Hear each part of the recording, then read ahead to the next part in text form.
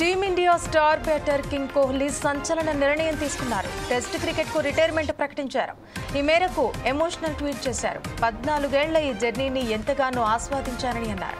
Test cricket format తనను పరీక్షించిందని, పాఠాలు నేర్పి బెస్ట్ క్రికెటర్గా మార్చిందని అన్నారు.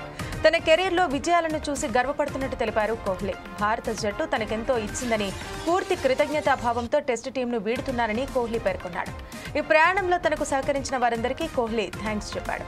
టెస్ట్ కెరీర్ విషయంలో హ్యాపీగా ఉన్నానని వివరించాడు విరాట్.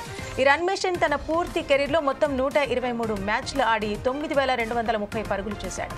దీనిలో 30 సెంచరీలు, 31 హాఫ్ సెంచరీలున్నాయి.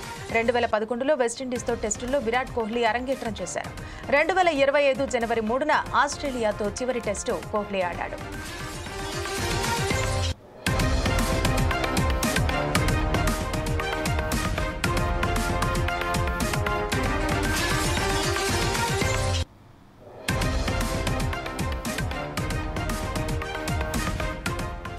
భారత కెప్టెన్ రోహిత్ శర్మ ఇటీవలే టెస్టులకు గుడ్ బై చెప్పాడు. అతడి బాటలోనే కోహ్లీ నడుస్తున్నాడని, లాంగ్ ఫార్మాట్ నుంచి తప్పుకోవాలని అతడు డిసైడ్ అయ్యాడని వార్తలు వచ్చాయి.